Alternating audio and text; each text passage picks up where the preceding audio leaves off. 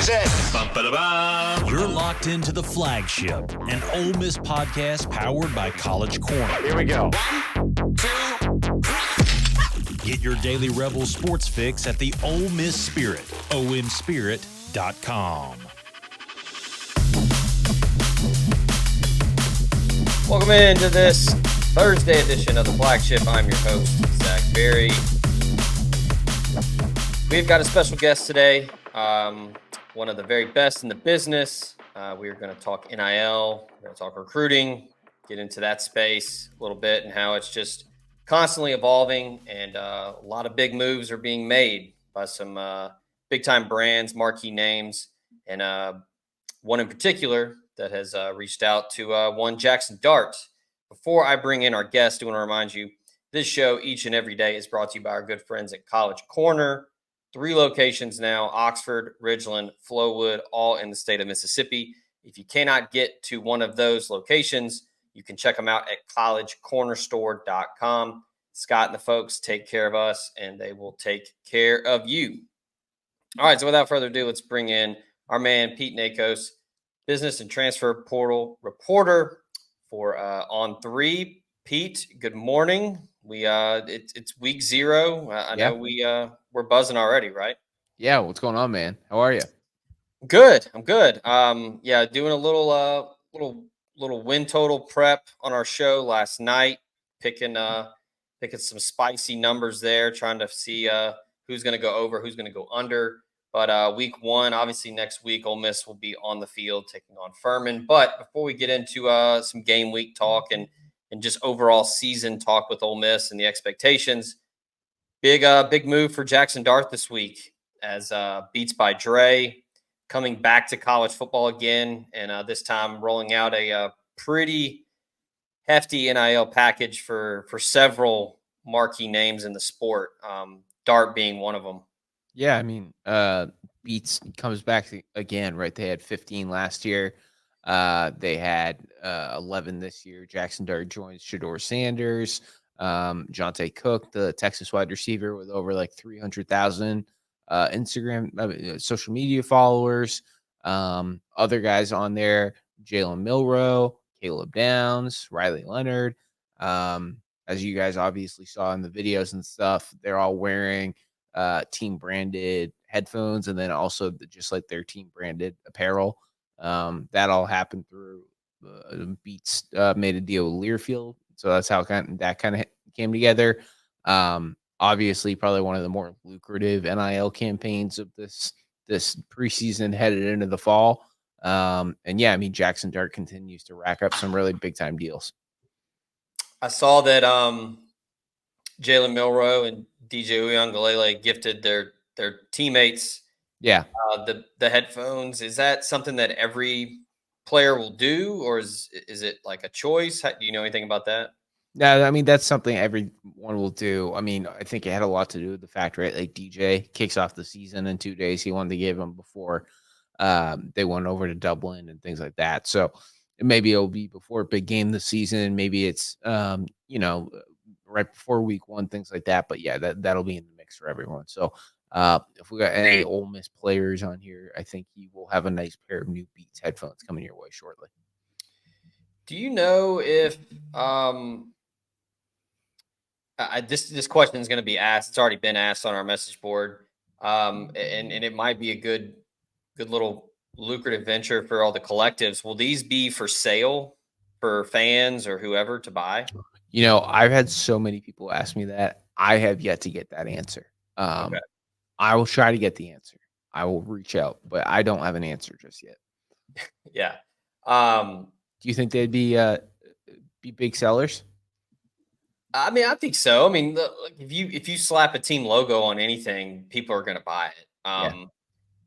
I haven't had any of the recent Beats headphones. I had like the first generation Beats way back in the day, and they're good headphones. Oh yeah, 100%. They're great. I got my AirPods right here, but yeah. No free ads here for Beats. No free ads. But I know people are gonna ask that. And yeah, I mean, you see a lot of these collectives doing these revenue streams where our title sponsor, College Corner, you can leave a tip whenever you go there, and it'll go straight to the Yeah. Grove Collective. I figure, maybe if Beats wants to do that, then that would be an easy win for collectives Sure. all over the Yeah. country. 100%. Just a lot of coordination has to obviously go into that. Yeah. Yeah. So yeah, with these, like, Beats is a big deal. I mean, Dr. Dre is Dr. Dre. I mean, Right. he's a hip hop guy. He's a business mogul, but I mean, he's a household name. Everybody knows who Dr. Dre is. That's a big time brand. Yeah. We know about the private jet deals. Jaxson Dart has one. I've seen some other quarterbacks have picked them up. Without revealing any surprises or any big time reveals, do you know of any other large brands that are venturing into the NIL space or thinking about it? Yeah, I mean, there's a few coming up that I've heard of that sound pretty big. I mean, but the big theme so far the last few weeks has just been a lot of like repeat spenders, right? Like Athletic Brewing came back yesterday with Quinn Ewers. They used to have CJ Stroud, and I want to say they had Bryce Young too. And then obviously Beats has come back again and again. Bose is back.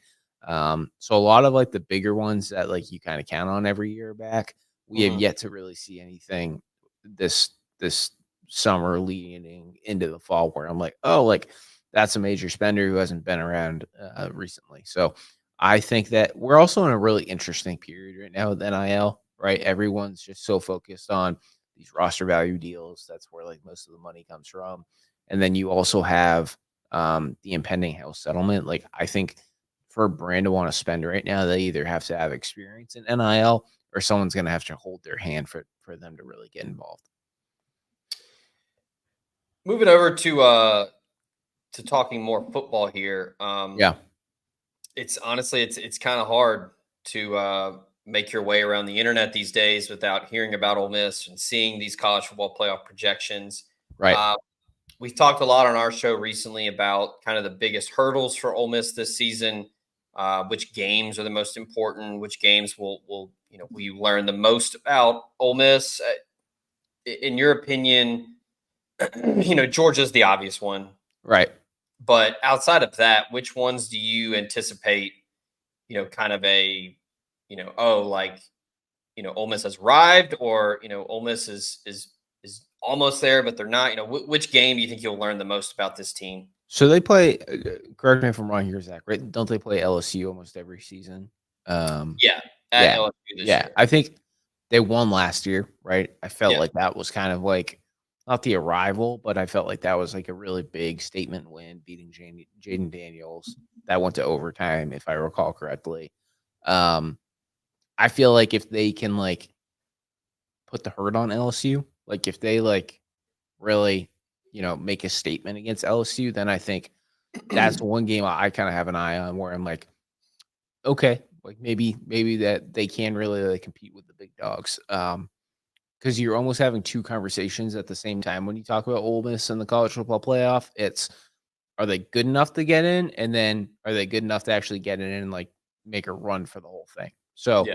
if we're having a conversation about like them actually competing in the college football playoff, I think they gotta beat a team like LSU, like not handedly, not by like 3 scores, but they gotta look impressive. They gotta look like they have like a good grip on LSU. So that's one game.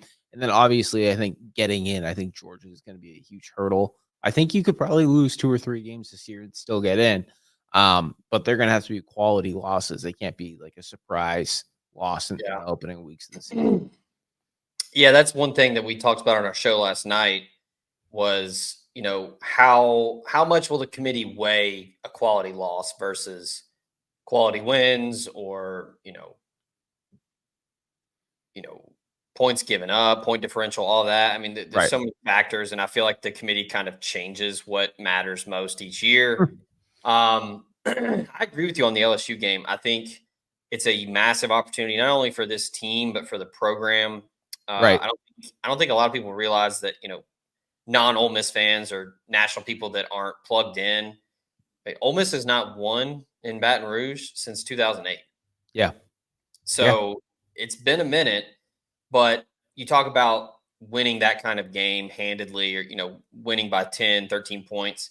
This is a year where I think outside of the LSU game, Yeah. and they could be depending on if I anticipate Ole Miss to be undefeated at that point. There's a good chance Ole Miss is favored in every game this year outside of Georgia. Yeah. No, there's a real good chance. And Zach, I think the other thing, like if you're looking for a barometer throughout the season, is look at those SEC standings. Like, I don't know if they're going to make the college. Not. I don't know if they'll make the SEC title game. Right. That's obviously very different now with just the top two teams going in. And I think there's some things outside of Ole Miss's control. Right. Like, how does Alabama look? Does Missouri live up to the hype? Is Brady Cook going to deliver things like that? Like, Ole Miss can't deliver those questions. What Ole Miss can do, though, is win football games and have themselves in a good position come November.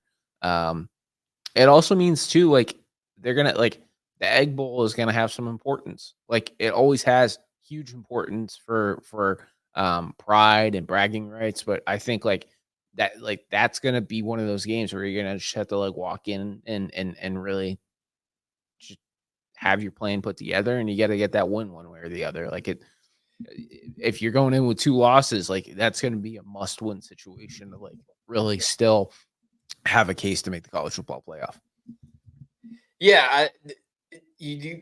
Coaches always say, hey, we can't just roll our helmet out on the field and expect to win type stuff. Right. The coach speak, but honestly, that's Ole Miss's. That's kind of the MO this year for Ole Miss, where it's like, hey, you are no longer the hunter, you are the hunted now. Yeah. And there are games road games, like South Carolina, for instance. Williams-Brice is a house of horrors. It can be rowdy. That fan base is crazy. They will show out no matter if South Carolina is 9-1 or they're 1-9. They will be there. That's a game Ole Miss has to go and just win. Yeah. The one thing I really like about Ole Miss too that maybe hasn't been talked about enough is love Jaxson Dart. Think he can compete for a Heisman.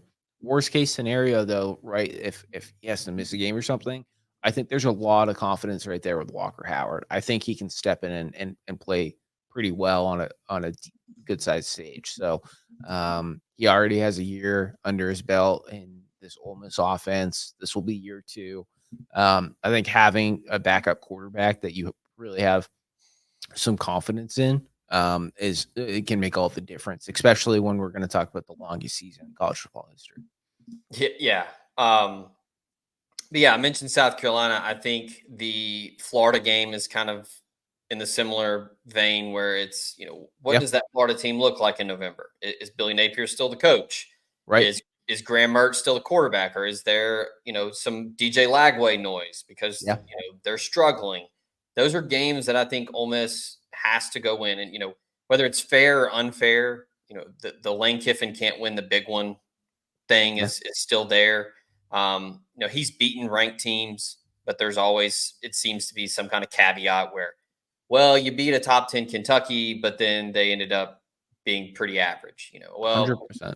Yeah, you beat A&M when they were ranked, but then Jimbo flames out. There's always some kind of asterisk or fine print to each one. Yeah. And yeah, I agree. I think the LSU game is a really big opportunity for Ole Miss to go on the road and make a statement, because LSU is going to be good. They have to replace a lot, but there's a lot of buzz with Nussmeier and what they've got up front on the offensive line, and so that's an interesting game, because I'm kind of with you where you said Ole Miss has to go down there and win handedly. I have a sneaky gut feeling that Ole Miss can get it done, because the last time that Ole Miss won in 08, it was a beatdown. I mentioned Florida. I do want to ask you this, and we're going to tie in some NIL and portal stuff into this question. That week is going to, no matter what Florida looks like, it is inevitable. There will be Lane Kiffin to Florida rumors. Oh, yes. Without a doubt. We touched on this on our show last night. I'm of the opinion that in this era of NIL and transfer portal, I don't think a coach like Lane Kiffin has to go to Florida anymore. And he's kind of proven it at Ole Miss, where he can get guys I mean, hell, they got Princely Umamielon to leave Florida to go to Ole Miss. They get Walter Nolan to leave Texas A&M to go to Ole Miss. If this was 10, 15 years ago, it would be a completely different conversation, in my opinion. But now, I mean, Ole Miss is paying Lane Kiffin more than Florida's paying Billy Napier. And I just think with the wrinkle of the portal and NIL and how the Grove Collective has things rolling, I don't really think that some people think it's just a home run, Kiffin will go. Like if they fire Napier, then he'll just, I don't know. It's still a good job. Now, Yeah. it's a weird one. There's only been 2 guys that have won big there. But what's your take on, the Florida Kiffin rumor and kind of how it compares to Ole Miss or other SEC jobs? It's tough to answer that question because Ole Miss is rolling right now, right? Like you can't deny what Walker Jones has going on with that collective, the support Lane has from administration, the roster he's built, the defensive structure where he can just rely on Pete Golding to do a lot. And I mean, obviously, Lane is the head coach, but he also can know that he can rely on Pete Golding on the defensive side of the ball, and he can spend a little bit more time looking at the offense, which he obviously loves to do. I think Ole Miss is great right now for Lane Kiffin.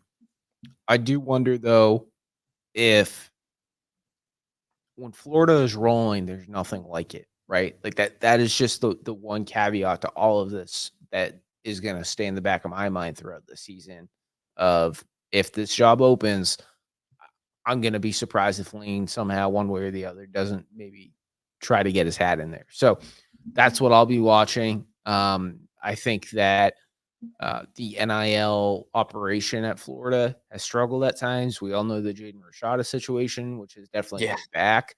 At the same time, though, you bring someone in like Lane who knows what it needs to look like. I'm not exactly. I'm sure that Lane could get things rolling there. So we'll see how it all goes. I do think he has things rolling right now at Ole Miss. I like what he has going. Does Billy Napier even get fired? I mean, that's a conversation for a different show. But what I will say is that the administration there has really changed in the last few weeks. And the guy who hired Scott Strickland is back as the interim president. And I'm not really sure if who will have the right to fire Billy Napier and how that will come to be. So, and what if they go out and beat Miami? So I think we just kind of have to see what happens at this point right now. But you make some good points about how I think Lane could be coaxed into staying at Ole Miss. Yeah, we ask this question a lot with coaches, and it seems to never matter. Because coaches are wired differently. They always want a challenge. They want to prove something. But at this point, getting $9.5 million a year, you ask the question, do you really need more money? If Florida were to put together some kind of package that was just a little bit more with the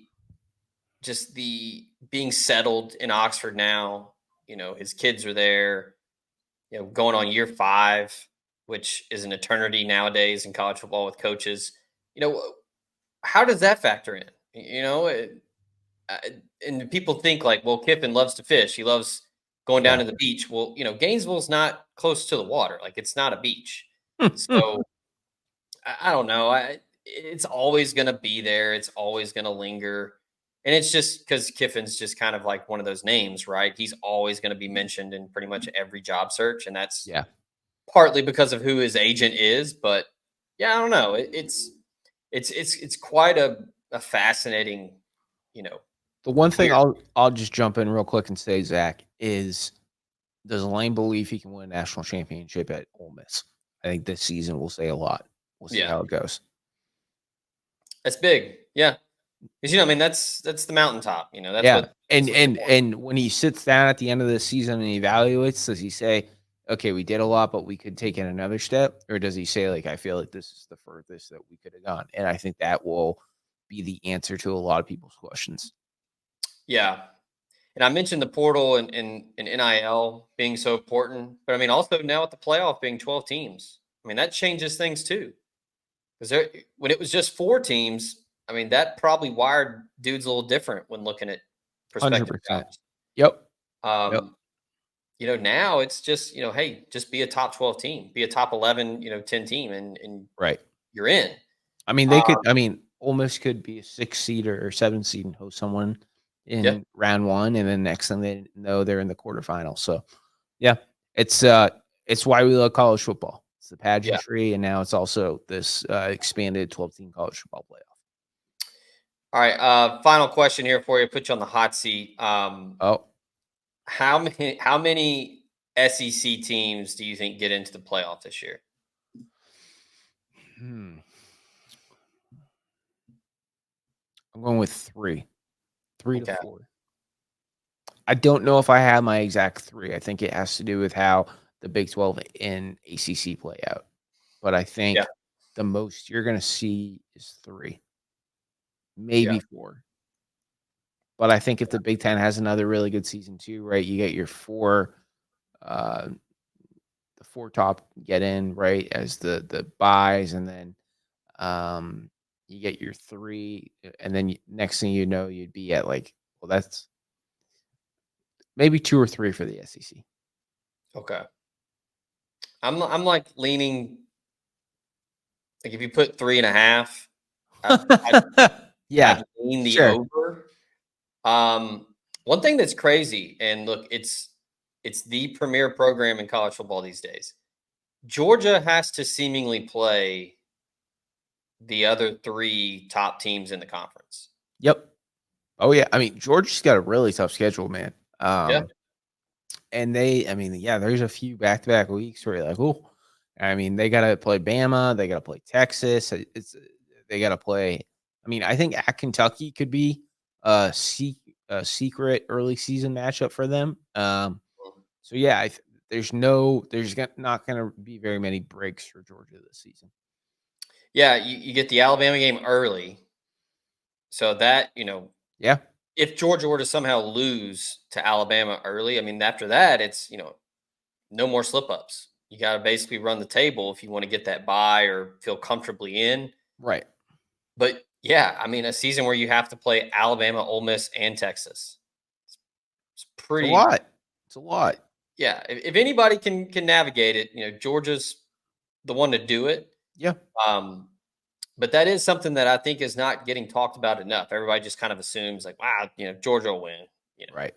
I know They're that. replacing a lot as well. Yeah. So, But yeah, I mean, like when people are not even hesitating to take the over on the 10.5 win total, I mean, that's pretty wild. um, but yeah, well, I guess what else you got going on in the NIL portal space that you've been kind of working on? yeah, just trying to get ready for the season. That's been a lot for me, and just trying to figure out recruiting for the 2025 cycle is kind of like ramping up but wrapping down all at the same time. So just trying to, I mean, we've had some really top tier offensive tackles commit who are definitely commanding some of the higher NIL packages. So tracking that down, trying to be on top of that. And then, yeah, next thing we know, it's going to be college football season and flip season. So, no stopping now, but that's how we like it. And I gotta be honest with you, I'm really looking forward to December and the transfer portal opening back up. It's gonna be wild. Yep. As we say on the show, recruiting never sleeps, and the portal and NIL, it's definitely made this industry narcoleptic to say the least. I mean, it's crazy, but I wouldn't have it any other way. I No. like it. I think it's great. Yeah, it's great. It's fun. know- It's something new every day. It's hard to. How Yeah. can you complain? So I mean, you had Ole Miss and Texas added dudes yesterday, yeah, so yeah. Happy August. yeah. But that's our man Pete Nakos, on three's college sports business and transfer portal reporter, one of the busiest dudes in the game. We appreciate you joining us, and we'll talk again soon, buddy. Sounds good. See you, Zach. All right, that's going to do it for the flagship. We will have more coming for you this week as well. as we have our win totals podcast and a little bit more of an in-depth preview for Ole Miss and the expectations. But we appreciate Pete coming on. Thanks again to College Corner. We also appreciate Roback. Go check out roback.com. Use promo code JUICE for 20% off. And then also Homefield Apparel. Check them out, homefieldapparel.com. VIP boxes are going to be back in stock soon. Make sure you get one. And when you do, use promo code LASTDANCE24. You get 15% off. Some cool stuff in there. And then always our OG sponsor, USA Benefits Group, Drew Moak, will get you cutting those health insurance premiums down 20 to 30%. Give them a call, 601-953-8449, and get your free quote today. So for Pete over there at HQ, I'm Zach. This has been the Flagship. Until next time.